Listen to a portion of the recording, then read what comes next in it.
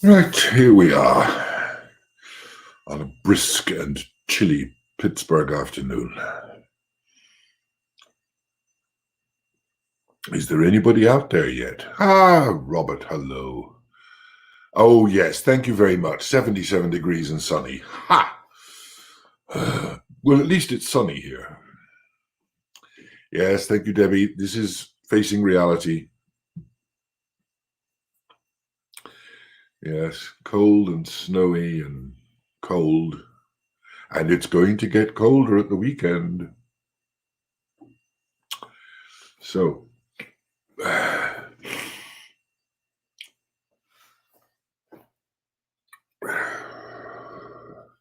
who else is out there?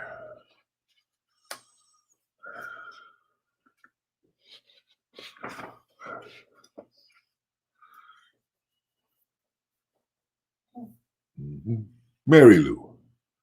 Hello there. And Shelley in Mount Lebanon.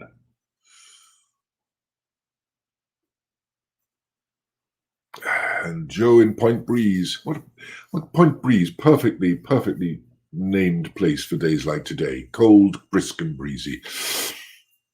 Hello, David. Welcome back. And Grace. Ever loyal Grace, thank you.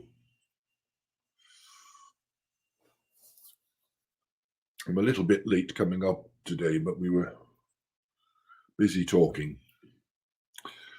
Who's that?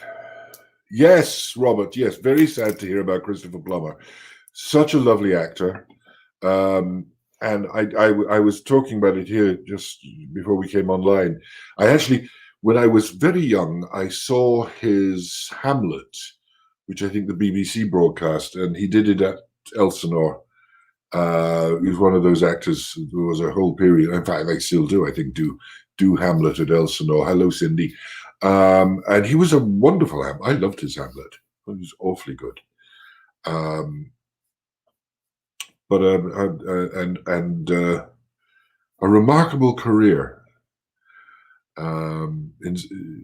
Everybody knows him for all that damned musical set in the Austrian hinterland, but he was a remarkably versatile actor. Sad to see him go.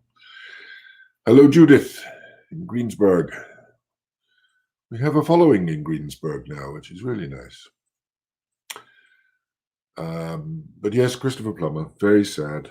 We've lost a few now over these last few weeks. In terms of talent. It's always sad to see them go. The memories that they give us. And being actors, especially stage actors, the only thing we ever have from them are memories. The advantage or disadvantage of film is that all their triumphs and all their failings are there for all eternity. The nice thing about flopping on stage is people tend to forget. The other thing is the sad thing about being triumphant on stage is people tend to forget. But we do it for love.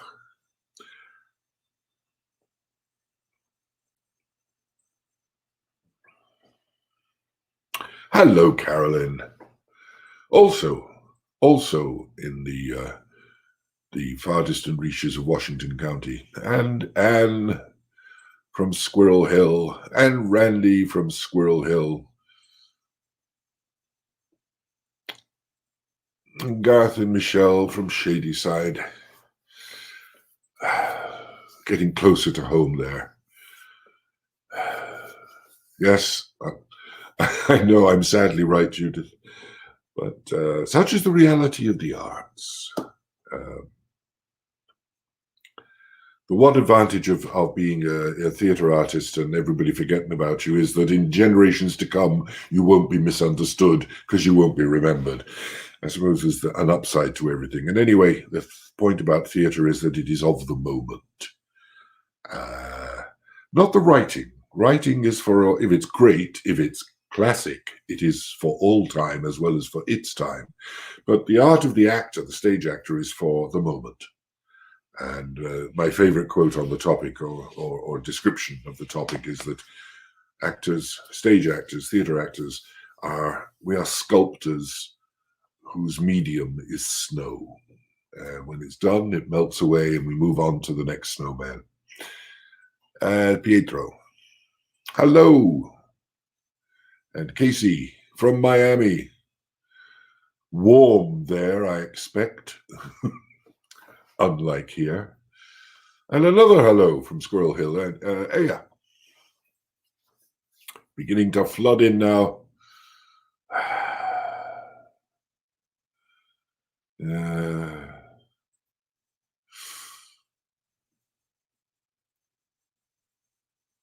One of the funny things about theatre memory, actually, with the audience is it's great, but I often find when you've been doing it for long enough, and I've been doing it for long enough, I actually have forgotten some of the things I've ever done. And, you know, sometimes somebody will say, do you know that play such and such? And I think, no, I don't know that play, no. Don't think I ever knew that. Oh my God, I was in it. And it comes as a terrible shock. And then you remember the performance you gave, and then you wish you'd never been reminded, and it's all quite horrible. So how are we doing? Another couple of minutes. Let's let a few of the latecomers come on board, and then we'll make a start.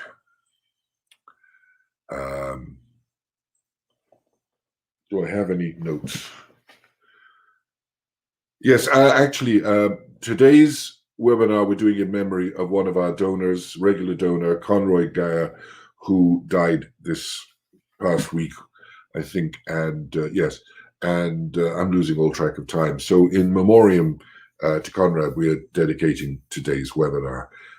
It's always sad when people who do support us, not just you know with donation, but support us with attendance and backup and being there for us and believing in us.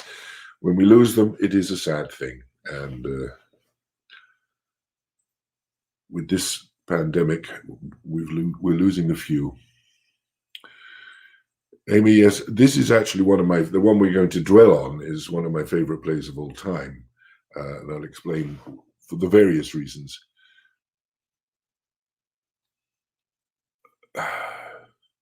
Okay, that's an interesting statement. I rarely am in the moment with Shakespeare, always appreciating the acting. If you're appreciating the acting, then the acting is good. And if the acting is good, you're appreciating Shakespeare, because without the Shakespeare, the acting would not be good. And I always remember Shakespeare wrote plays not to be read, but to be acted. Hello, Peter from Washington, D.C. And from Oakland, Pat. Yes, a lot of people close to home.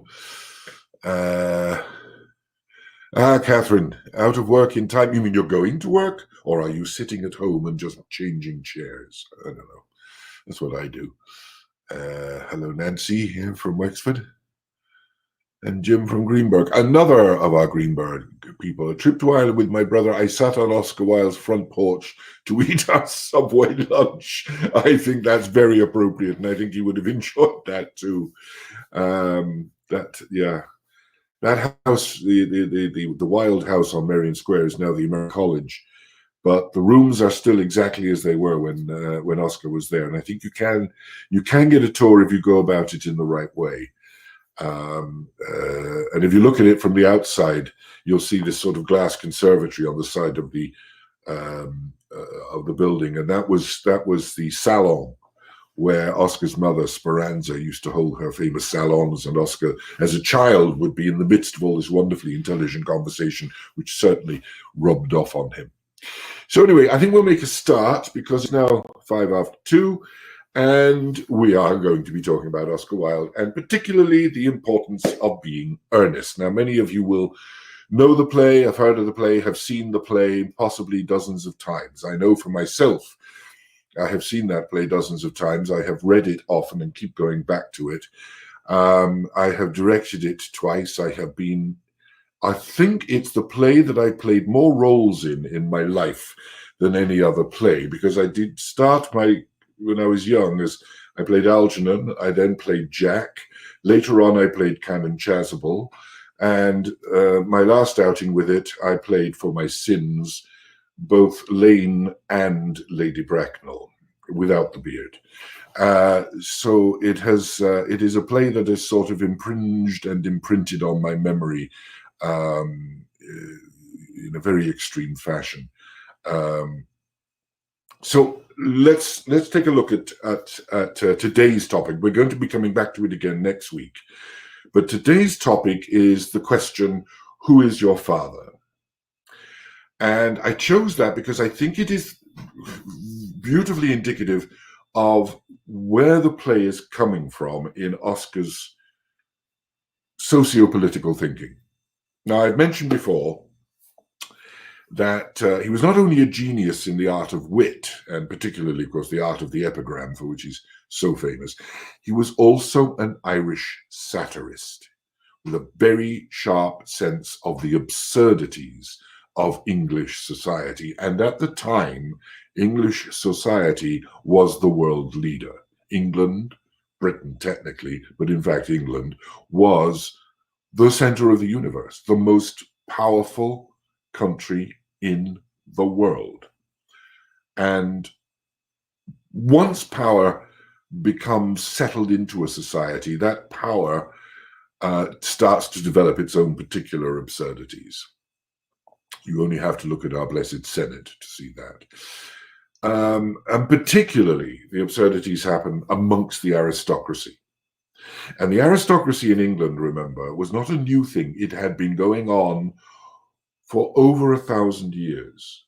You'll sometimes notice when you see an English title, the 3rd Duke of such and such, 15th Earl of something else. The title Earl, which is the lesser title, but goes back right to Anglo-Saxon England. It goes right back to Alfred the Great. It goes right back to before the Norman invasion. It is a very ancient title, and a lot of the aristocrats have families that go back that far. Now, I would also add my family goes back that far, and so does yours. But they have had titles, which makes them frightfully important. And just like any other great Irish writer of wit, and he for instance, there's the other one that springs to mind immediately is Richard Brinsley Sheridan, who was Irish. He had a phenomenal wit. He wrote some brilliantly funny plays. He was a political orator. I would say that Richard Brinsley Sheridan might be considered the precursor to Oscar Wilde. They follow in that particular line. Now, Wilde's plays were there to entertain the elite audiences of London society. And he entertained them with plays that were, in fact, lampoons on the very society he was writing for and about. In other words, he made them laugh at themselves, and sometimes they didn't quite realize that they were laughing at themselves. But he did it so brilliantly with such charm and such glorious language that it made him a megastar as a writer. He was the most successful writer of his day. Now, what was he writing about? Right, well, aristocracy and the upper classes. And the two great assets for the aristocracy and for those in power, so one might say the upper middle class, the wealthy, the powerful, whatever, the two great assets were class and wealth. In an empire that was growing and growing and growing. For nearly 100 years, that empire had been expanding. It started with the East India Company, which was a British-created business that took over India and ran India as a business. Wealth was phenomenal. And if you had class and wealth, it gave you, if you were aristocratic, it gave you an enormous social advantage. You basically could rule the world, and they did. Two things, to have a name and to have money. So one other tiny thing about the aristocracy, and I'll tell you this little story. And this was told to me, I worked many years ago on a made-for-TV thing about the Irish, the negotiations of the Irish Treaty that created the Northern State and the Republic. and I was playing Lord Birkenhead in that, and we were following the actual treaty debates as written up in Downing Street. And as I say, I played Lord Birkenhead, and Julian Fellowes was playing the young Winston Churchill. And Julian Fellowes is the man who wrote Downton Abbey. And I remember talking about aristocracy with Julian because he is himself aristocratic. And he said, one of the silly things is people try to pretend to be an aristocrat. And if you want to do that, pretend to be an Italian because nobody knows who anybody is. You can get away with being French because they're not really sure after the revolution. But never, ever try to pretend to be a British aristocrat to British aristocrats, because they know exactly who they are and they know exactly that you are not. And they actually have two books which keep a permanent record. One is called Debrett's and the other is called Burke's Peerage. And if you do not appear in that in any way, trace, or form, you are not an aristocrat and you won't get away with it. They take it seriously. I'll come back to that point in a little while. So without a name, you went nowhere in society, unless, of course, you had money. That was the other factor. And if you had enough money, you could buy yourself in. Such a requirement of name, rank, another word for it, and money always leads to corruption. And in a society such as this, lose your reputation or the worth of your name meant social ruin. To be cast out of such a society meant that the potential for wealth and position are gone. And for a woman, social degradation is worst of all, unless they're very clever. Now, Wilde does an example of this in the play An Ideal Husband. He has a character called Mrs. Cheveley, who is someone who has, shall we say, fallen in reputation. But she's so clever that she's learned how to make money. And she's learned how to make money by being a blackmailer. Without going into the plot, she's talking to Sir Robert Chiltern, who she is blackmailing. In the old days, nobody pretended to be a bit better than his neighbors. In fact, to be a bit better than one's neighbor was considered excessively vulgar and middle class. Nowadays, with our modern mania for morality, everyone has to pose as a paragon of purity, incorruptibility, and all the other 7 deadly virtues. And what is the result? We all go over like 9-pins, one after the other. Not a year passes in England without somebody disappearing. Scandals used to lend charm or at least interest to a man. Now they crush him. And yours is a very nasty scandal. Now, taking the point of what Oscar is writing here, it hasn't changed. That is still true today. A great play, a classic play, is a play that is true of its time and for all time. And what Oscar is writing about here is exactly true of today's modern society. For instance, and she goes on, if it were known that as a young man, secretary to a great and important minister, you sold a cabinet secret for a large sum of money, and that was the origin of your wealth and career, you would be hounded out of public life. You would lose your name, and once you lose your name, you lose your position in society, and without a position in society, you cannot survive. And she is blackmailing him. She's not talking about the fact that he has done an immoral deed or an inappropriate deed. She is simply pointing out that he has done a stupid thing. He has risked losing his name. Now, in another of his plays, Lady Windermere's Fan, we see the fear that a husband of aristocratic rank, Lord Windermere, we see the fear he experiences when the possibility occurs that his young wife might discover that her mother was not the angel she always imagined, because she imagined her mother died when she herself was very young, and has this angelic opinion of her. But Lord Windermere is terrified that she might discover the truth, that her mother was in fact a woman fallen from rank and reputation, a woman who had lost her name, a woman who had left her husband and small child, and gone off with another man, an adulteress. My goodness. And therefore, as far as society is concerned, and as far as he is concerned, because he is part of that society, an evil woman. When Mrs. Erlyn, for that is her name, comes to visit Lady Windermere, what Lord Windermere doesn't know is that Mrs. Erlyn has already saved the reputation of Lady Windermere, who was about to repeat the action, about to go off with another man. And this is Miss Erlyn who talked her out of it. But the way she describes herself is rather interesting.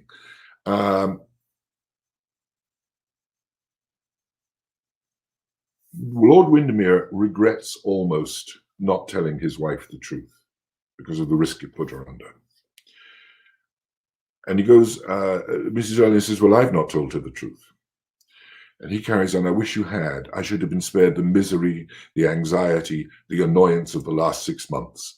But rather that my wife should know that the mother whom she was taught to consider dead, the mother whom she has mourned for dead, is living.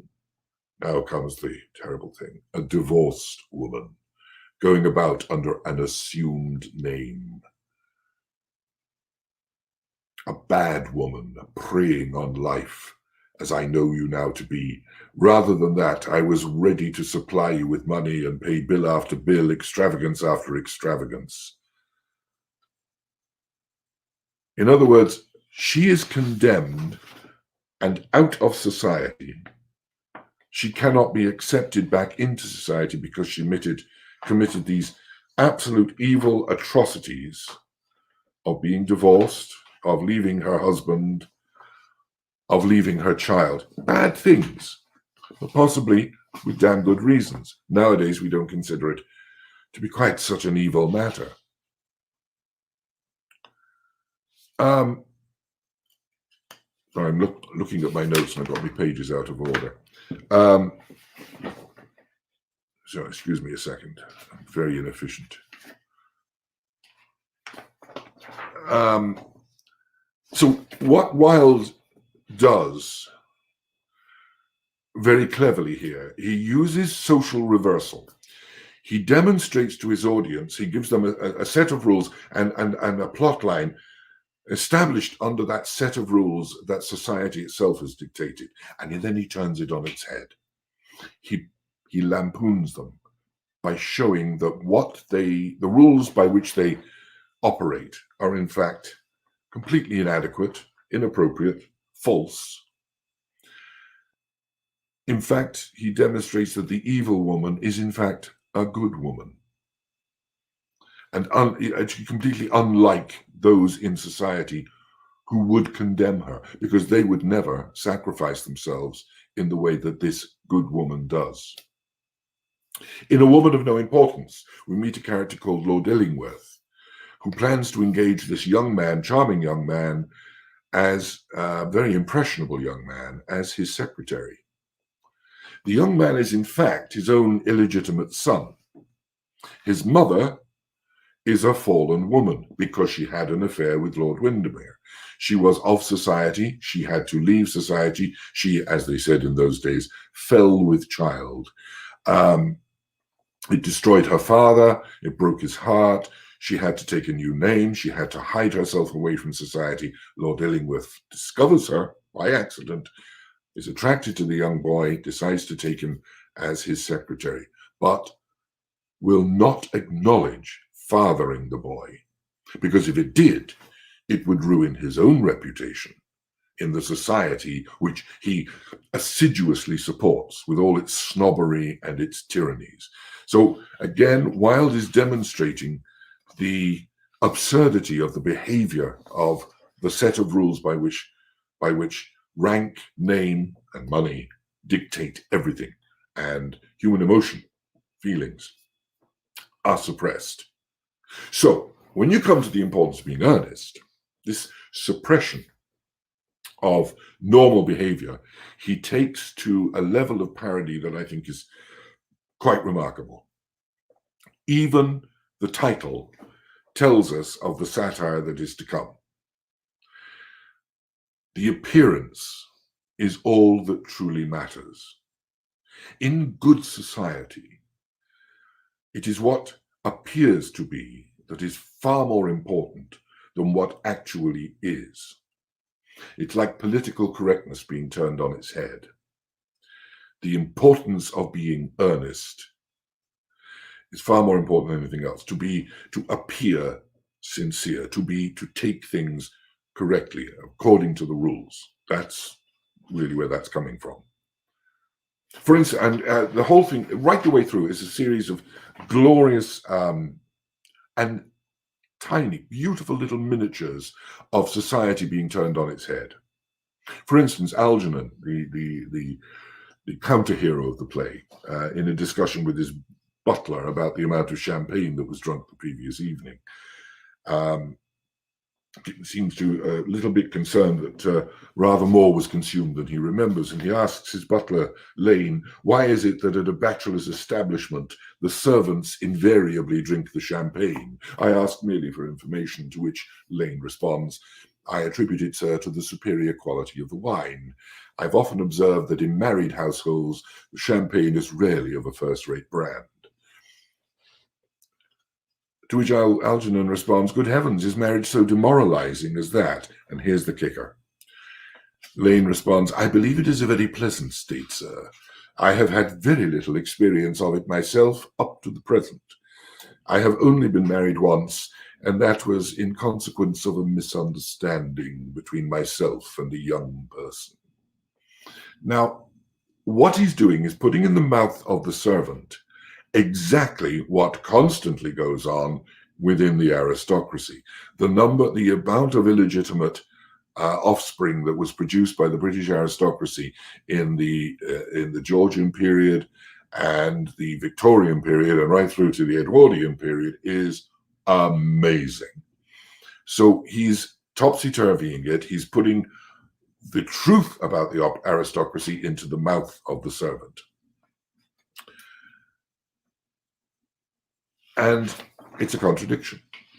And so he has Algernon hammer the point home for his audience by doing another glorious reversal, because it is the aristocracy who should be demonstrating moral values to those beneath them. Algernon has the line, Lane's views on marriage seem somewhat lax. Really, if the lower orders don't set us a good example, what on earth is the use of them? They seem as a class to have absolutely no sense of moral responsibility, which is Wilde lampooning the aristocratic classes, the upper classes, the class with wealth, the class with position, who should be taking a moral stand and failing copiously to do so. And remember, at the time Oscar was writing, Victorian London was a cesspool of sin, crime, drugs, sex, prostitution, theft, murder. It was disgusting, but not in Mayfair, not in Chelsea, not in the areas that the aristocracy and the upper classes lived, but exactly at that time where all the stews of the East End of London was the evils of Limehouse and the streets of London, even in the West End, were plied by rent boys and prostitutes. And it was around that time that Gladstone was introducing his bills into Parliament to try to change that and get prostitutes off the street and to look after these young women and take the rent boys off the streets as well. Oscar, of course, having had some acquaintance with the rent boys himself. Now, I've mentioned money as a factor in this elevated society. It's important to recognize that when they talk about money, it's concerned with being moneyed, not with the cash in your pocket. I'll explain this. Again, he parodies this rather beautifully. Algernon is expecting his aunt, Lady Bracknell, and has arranged that her favorite repast at afternoon tea, which are cucumber sandwiches, should be provided. In the course of the conversation prior to the arrival of Lady Bracknell, Algernon manages to eat all the cucumber sandwiches so that when she arrives, there are none left.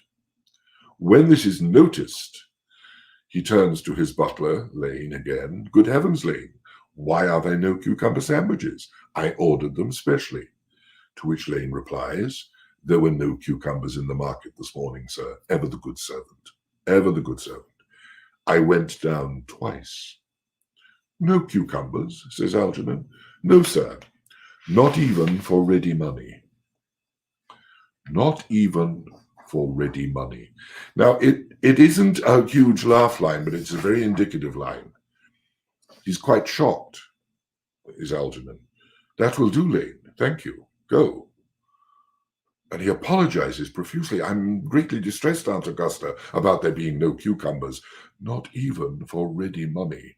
The suggestion of actually paying for something with cash is distinctly inappropriate in good company and in front of ladies. One does not mention such a thing. Gentleman does not use cash. In fact, the best way to prove that one is a gentleman is by the amount of money one owes to one's tailor. How the famous tailors of the famous Savile Row ever made a living, nobody knows, because nobody apparently ever paid their bills. And aristocrats were constantly being taken to court and flung into debtor's prison, because Richard Brinsley Sheridan, by the way, in the Georgian period was a perfect example of that, because they never bothered to pay for anything that they bought. Everything was on account. Now, with regard to the aforementioned Lady Bracknell, I'm fully convinced that the aforementioned Julian Fellows, who, like myself, is a phenomenal fan of Wilde, drew much from the character and indeed the sharp wit and sharp tongue of Lady Bracknell when he wrote the character of the Dowager Countess, the role that Maggie Smith played in Downton Abbey, because they come from that same breed, the breed of an absolute sense of personal authority. And as I say, these are aristocrats who go back generations, sometimes 1,000 years or more. So their sense of position in society gives them a sense of authority, a belief that their authority stems from their name, from their lineage. You know, it's the old thing, my family go back 1,000 years. And as I say earlier, so does mine. If it didn't, I wouldn't be here. It's just that they have a title. And the reason they have a title is because one of their ancestors could use a sword better than one of my ancestors, and would win a battle and make a servant of one of my ancestors so that their ancestors could inherit the title. That's all it is. That's it. Aristocracy is simply the descendants of better soldiers. So when we come to the character of Lady Bracknell, in so many ways, Wilde is parodying that sense of righteousness. I mean this in a rather pure sense of the word, that being aristocratic, being of ancient lineage, having a title, means that what you say is right. And what you say with authority, that you speak almost ex cathedra. When you are an aristocrat, your opinion is the only opinion. Excuse me, I have a cold. When you speak with the authority of wealth, and wealth also gives you authority. And if you don't believe that, just look at the latest billionaire list. It is the billionaires that we tend to listen to. It is the billionaires who tend to control or try to control our thinking and our lives. So when he deals with Lady Bracknell, what he's doing is he's putting into her mouth, by, again, the topsy-turvy trick, he is putting into her mouth such absurdities that are a parody of the actual absurdities of the way that the aristocrat will behave and think. When, for instance, her daughter Gwendolen announces that she has become engaged to Mr. Worthing, her response is glorious. Pardon me, you are not engaged to anyone. When you do become engaged to someone, I, or your father, should his health permit it, will inform you of the fact. An engagement should come to a young girl as a surprise, pleasant or unpleasant as the case may be.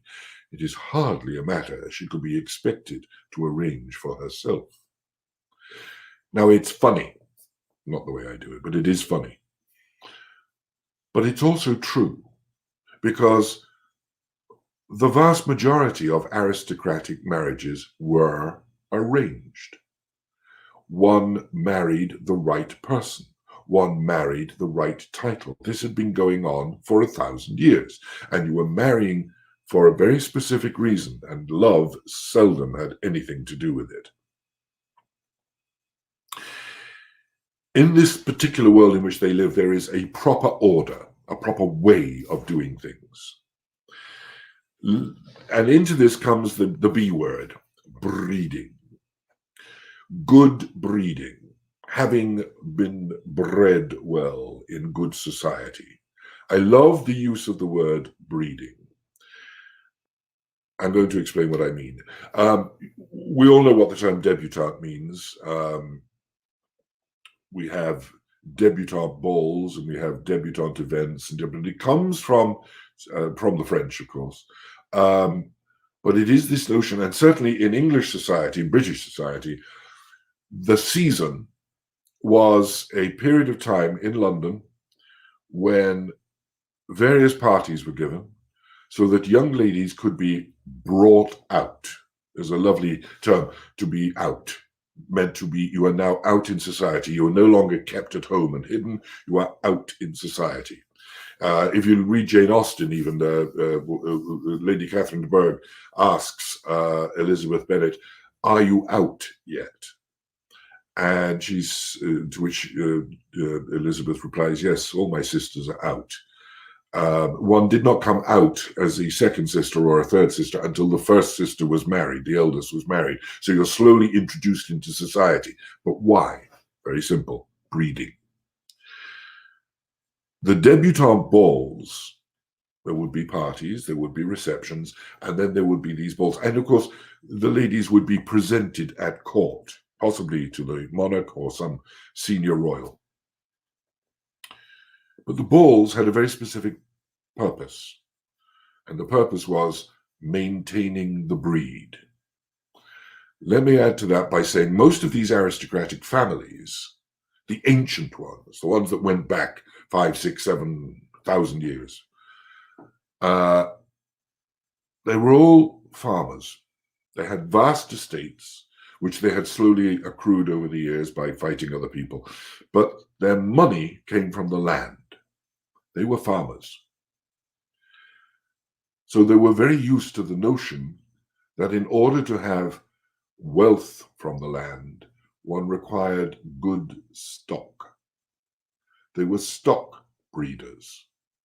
The whole notion was that if you wanted a good herd of cattle, by the way, I'm dead right about this, the present Queen of England, her mother, known affectionately as the Queen Mother, was a very well experienced and very renowned cattle breeder.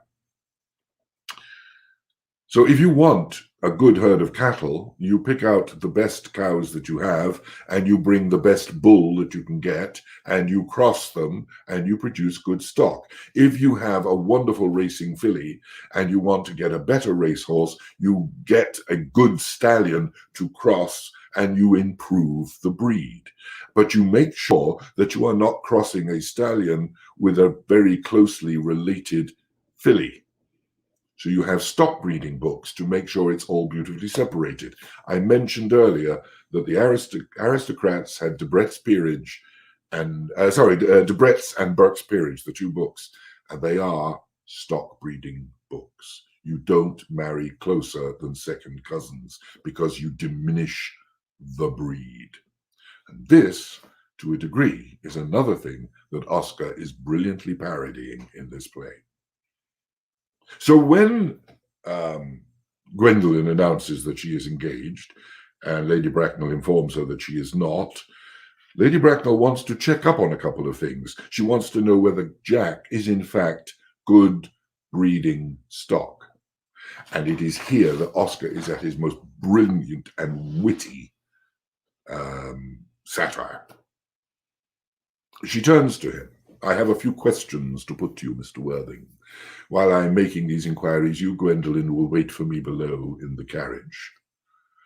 In other words, Gwendolen has absolutely nothing to do with this inquiry. If Gwendolen insists on marrying, she will marry someone who will improve the breed. She goes on, you can take a seat, Mr. Worthing. Thank you, Lady Bracknell. I prefer to stand. She now explains her purpose. I feel bound to tell you that you are not down on my list of eligible young men. Eligible meaning breedable. Although I have the same list as the dear Duchess of Bolton has, we worked together, in fact. And that's what they did. They worked in teams to make sure that there was no crossbreeding. In fact, however, I'm quite ready to enter your name should your answers be what a really affectionate mother requires. Now, one immediately would expect, who are you, where are you from, what do you do, all that kind of thing. But Oscar turns it on its head. The first question, do you smoke? Yes, I must admit I smoke. I'm glad to hear it. A man should always have an occupation of some kind. There are far too many idle men in London as it is. How old are you? 29. A very good age to be married at. In other words, whatever wild oats he had to sow are probably sown. I've always been of the opinion that a man who desires to get married should know either everything or nothing. Which do you know? Tricky question. I know nothing, Lady Bracknell. I am pleased to hear it. I do not approve of anything that tampers with natural ignorance. Ignorance is like a delicate fruit. Touch it and the bloom is gone. The whole theory of modern education, sorry, can't remember the lines, is radically unsound. Fortunately, and I love this, in England at any rate, education produces no effect whatsoever. If it did, now here's a political statement. If it did, it would prove a serious danger to the upper classes and probably lead to acts of violence in Grosvenor Square. In other words, education leads to knowledge, and a little knowledge is a dangerous thing. The attitude of those in power and those with wealth and those with property and those with position. I'm sounding very, very left-wing here. I'm not really that bad. The whole attitude is keep the peasants ignorant. Once they know things, they'll use that knowledge. She goes on about that. What is your income? Next question. Okay, so you have an occupation, you smoke, you're 29, you're old enough, you don't know anything, a good thing. How much money have you got? Wealth is the next question. Between 7,000 and 8,000 a year. That's a lot of money in those days. In land or in investments? He says, in investments. Oh, that's great, she says. Because with the duties expected of one during one's lifetime, the responsibility for the land, and the duties exacted from one after one's death tax, land has ceased to be either a profit or a pleasure. It gives one position and prevents one from keeping it up. That's all that can be said about land. And this was very true, because at this point, all those wonderful landed estates were now subject to death tax, to death duties. So it was becoming less and less profitable to own property. And yet they were ancestral homes that you were sort of stuck with. And if you go into the modern age, if you go to England and you go to some of these wonderful estates, they're now museums or theme parks or open air zoos or anything to help pay for them. The aristocracy were beginning to realize that the fact that you'd inherited land and inherited a wonderful house didn't help support the title. You actually had to make money in other ways. And that's when they started investment. Jack goes on, I have a country house with some land, but I don't depend on that for my real income. Lady Bracknell's ears pick up, a country house. How many bedrooms? She immediately thinks of the value of it. The value. Not the beauty, not the grace. We're not talking about, again, Elizabeth Bennet first looking on Pemberley and thinking, what a beautiful place. She's thinking of the value. You have a townhouse, I hope. A girl with a simple, unspoiled nature such as Gwendolen could hardly be expected to reside in the country. The city is everything at this point. London is the center of the world. To have a place and a position in London was so vital. So the good mother is making sure that whoever sires her filly is going to have a damn fine stable for her. He goes on, I own a house in Belgrave Square, good address, but it's let by the year to Lady Bloxham. I can get it back whenever I like at 6 months' notice. Very often dowager ladies would rent houses in town rather than live in their rather cold and draughty and extremely expensive to run country houses. Lady Bloxham, says Lady Bracknell, I don't know her. Immediately suspicious. Remember what I said about aristocrats, they know one another. She goes about very little. She is a lady considerably advanced in years. Nowadays, that is no guarantee of respectability of character. There it is again. There's always doubt to be sown. If one is not certain in this society, if one is not certain, one condemns by implication. Better to be safe than on the wrong side of social acceptance. All of these, they're tiny things, but all of them are glorious, glorious parodies, lampoons, if you like, of social attitude. What number, Belgrave Square? Jack replies, 149. The unfashionable side, says Lady Bracknell. I thought there was something. And now it's coming again. Almost every line of this play has a glorious moment of lampooning. Almost every line of this play is a comment on society.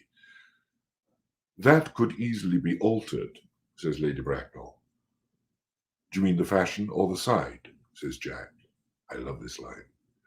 Both, if necessary, I presume. The power of wealth. We can change the fashion because we are the fashion makers. We can change what is appropriate because we are the arbiters of what is appropriate.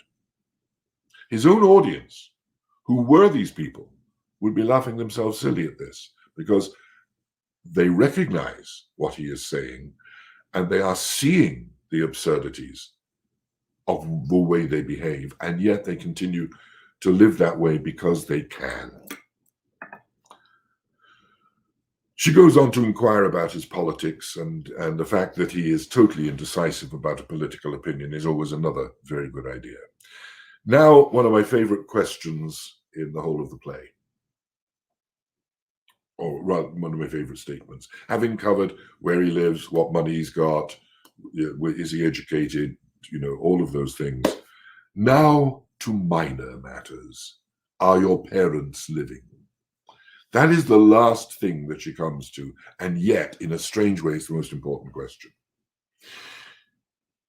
Because what she's saying is, who are your parents? Who is your father? To which he replies, I have lost both my parents. Tragic. To lose one parent might be regarded as a misfortune. To lose both seems like carelessness. Who was your father? He was evidently a man of some wealth. Was he born in what the radical papers call the purple of commerce, or did he rise from the ranks of the aristocracy? Notice that, was he rich, or did he become rich? Because being an aristocrat, you rise to true wealth. And here comes the problem.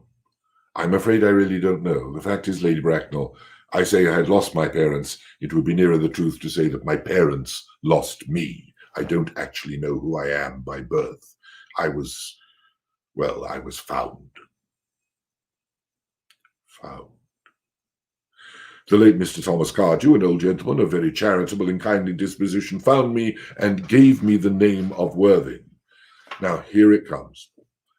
because he happened to have a first-class ticket for Worthing in his pocket at the time.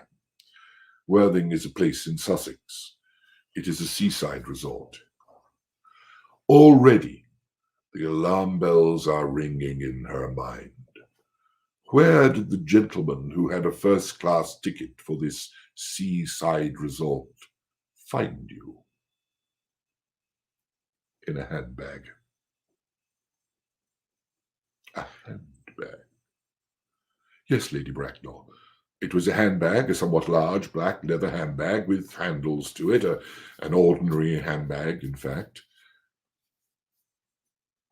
In what already her alarm bells are going clang, clang, clang.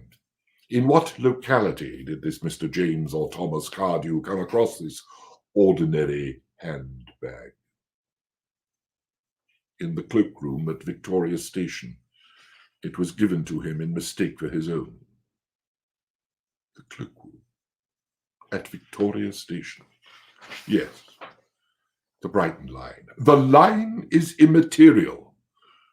Mr. Worthing, I confess that I feel somewhat bewildered by what you have just told me. To be born, or at any rate bred, in a handbag, whether it had handles or not, seems to me to display a contempt for the ordinary decencies of family life that reminds one of the worst excesses of the French Revolution, and I assume you know what that misfortunate movement led to. Of course he did. The guillotine, chopping off aristocrats' heads. That's their fear. As for the particular locality in which the handbag was found, a cloakroom at a railway station might serve to conceal a social indiscretion, has probably indeed been used for that purpose before now, and there it comes. That's it, what she suspected all along. He's illegitimate. He's a bastard child, found in a handbag, left in a cloakroom. He is completely, totally, utterly, and absolutely socially unacceptable. He cannot be brought in. He is not good breeding stock. He was found in a handbag in a railway station lost property office. How bad can it get? Totally no, yeah.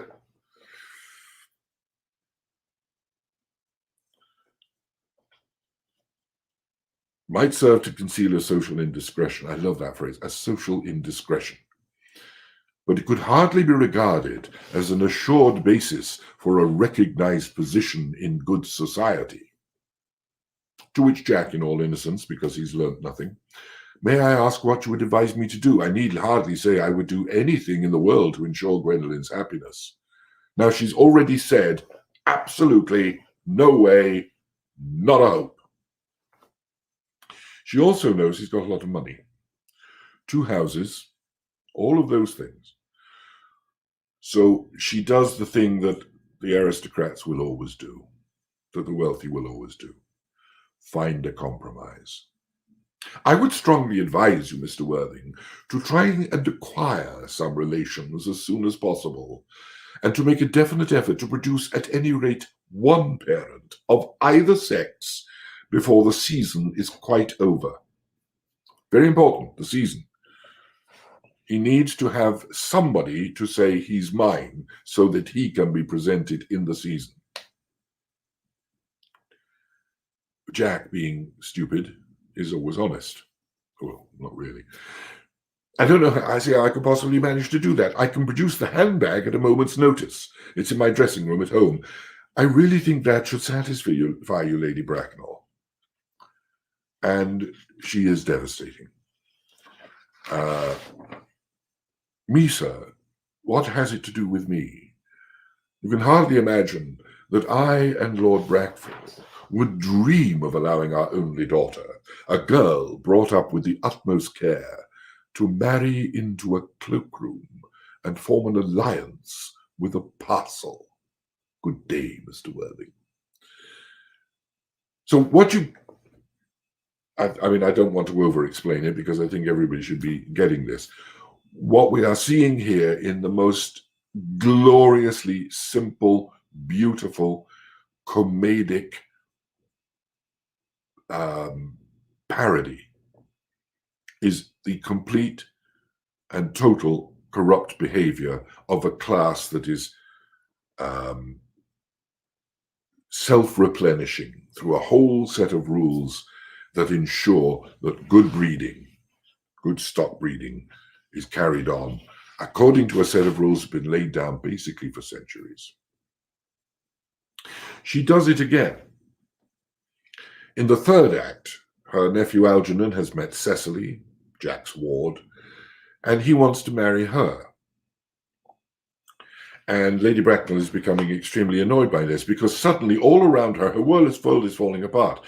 Young people are deciding themselves on who they will marry. Unheard of, unacceptable, completely wrong. It must not be allowed. It is vital that she retains control of this situation. Because if she doesn't, the world as we know it will fall apart. She, having been told that Algy wants to marry Cecily, her response is, I do not know whether there is anything particularly exciting in the air of this particular part of Hertfordshire, but the number of engagements that go on seem to me considerably above the proper average that statistics have laid down for our guidance. I think some preliminary inquiry on my part would not be out of place. Mr. Worthing, is Miss Cardew at all connected with any of the larger railway stations in London?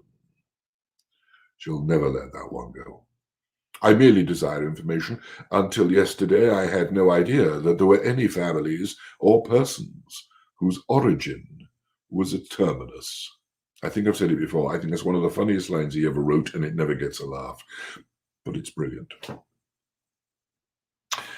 Jack now has got the measure of Lady Bracknell. He knows what, because she represents society, she represents the aristocracy. He now knows how to deal with her, so he deals with her in her own terms.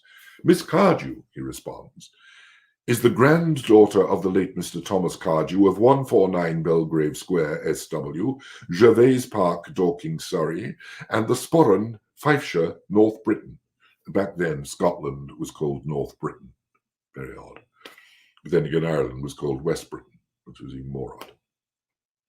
Lady Bracknell, that sounds not unsatisfactory. 3 addresses always impress tradesmen. But what proof I have of their authenticity? To which he replies, I have the carefully preserved the court guides of the period. To which Lady Bracknell responds, I have known strange errors in that publication. Nothing will satisfy her, because she doesn't want to be satisfied. But there's a lovely kicker. Miss Cardew's family solicitors are Messrs. Markby, and Markby. Oh, my lord. A posh law firm can do wonders for your reputation. It's really true. Try going for litigation without a really posh law firm, and you are diminished before you ever set foot in the courtroom. A firm of the very highest position in their profession, acknowledges Lady Bracknell. Indeed, I'm told that one of the Mr. Markbys is occasionally to be seen at dinner parties. They are almost middle class. Very impressive. Jack goes on, I also have in my possession, you'll be pleased to hear, certificates of Miss Cartew's birth, baptism, whooping cough, registration, vaccination, confirmation, and the measles, both the German and the English variety. Another one, glorious. A life, she says, crowded with incident, though perhaps somewhat too exciting for a young girl. I'm not in myself in favor of premature experiences. She's digging again at Jack's past. Anything to diminish, anything to diminish. She decides to leave because nothing that he's offered is quite enough. The compromise point hasn't been hit yet. It's always a negotiation. Gwendolen, she says, the time approaches for our departure. We have not a moment to lose. As a matter of form, Mr. Worthing, I had better ask you if Miss Cardew has any little fortune.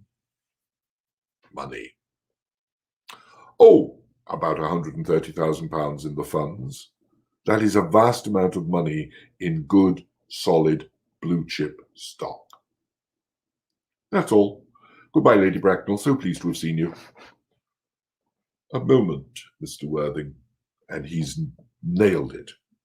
He's found the point of compromise, the point at which the aristocrat who not only abides by society's rules, but can define society's rules, will compromise, will turn. £130,000 in the funds, she says. Miss Cardew seems to me a most attractive young lady now that I look at her. Compromise, money. Few girls of the present day have any real solid qualities, any of the qualities that last and improve with time. We live, I regret to say, in an age of surfaces. Money does everything. Money is power. Name is power. Name with money is incredible power. Lady Bracknell agrees. Unfortunately, not yet will Jack. He points out that, she suggested that because Cecily is so near to the age of 21, she'll be able to do what she wishes, she'll have her money, she can marry Algernon, and Algernon will get all that money. Jack points out a small deficiency. According to the terms of her grandfather's will, Miss Cardew does not come legally of age until she is 35. I'm making this point because I just love this. Lady Bracknell will not now be defeated. She has decided that Cecily will be marrying Algernon.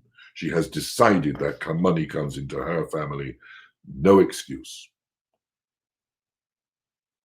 Legally of age at 35. That does not seem to me to be a grave objection. 35 is a very attractive age. London society is full of women of the highest birth who of their own free choice have remained 35 for years. Lady Dumbleton is an instance in point. To my own knowledge, she has been 35 ever since she arrived at the age of 40, which was many years ago now. I see no reason why our dear Cecily should not be even still more attractive at the age you mention than she is at present. And the kicker, there will be a large accumulation of property. If that money has to stay in the bonds until Cecily is 35, it's going to be worth so much more. And that's it. That's all that matters. And the genius of this play is taking all those rules of society, all those rules of aristocracy, all those restrictions and conditions and barriers to anyone ever breaking through and breaking in, and parodying them in such a way to say, yes, they will compromise. You, your audience, you, the audience, will always compromise. You will make fools of yourselves. You will jump through hoops. You will preserve the rank that you have. You will preserve the names that you have. But you will win. You'll get the money. You'll get the power. You'll retain it. You'll go to any lengths to ensure that it stays within itself. Final point. Nothing else is of the least importance. The only important thing is remaining earnest, sincere, sounding great, sounding powerful. There is one other fact, and that is that Jack's real name is Ernest. He is, in fact, the nephew of Lady Bracknell, as they discover, and therefore, when he marries Gwendolen, which Lady Bracknell is now quite delighted with, in this wonderful, crazy world, he's going to marry his first cousin. In this world, if it is acceptable for the purposes of name and rank and wealth, inbreeding is also acceptable. And that's it. There you have it. Who is your father? More matters on that, or your mother, in fact, but especially your father, because that's the name, sadly, that you carry. Next week, I want to talk about, and don't forget, if you get any questions, any comments, if you think I'm talking rubbish, it's fine. Everything I tell you may be wrong. Do send an email. We always try to respond to emails. Next week, I want to talk, I've used the word topsy-turvy a few times. Some of you may remember the movie that was about Gilbert and Sullivan called Topsy-Turvy. And it is also very applicable to Oscar. I want to talk again through this play and the use of language, but some of his other writings and some of his other source material, because remember, he was a brilliant essayist and a novelist as well as a playwright.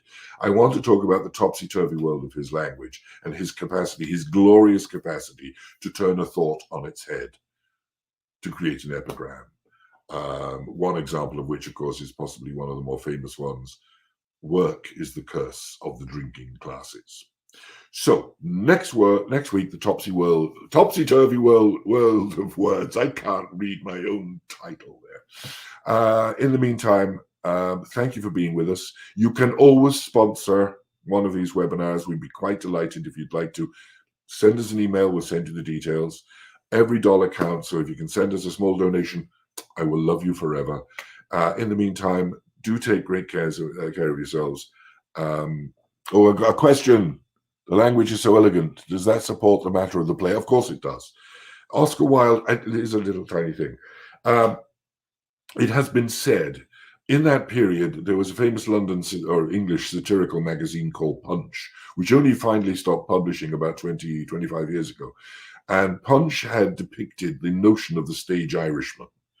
The guy with the broken top hat and the breeches and the big shillelagh and the broken big nose and big things. It is said, in many ways, Oscar Wilde created the notion of the stage Englishman.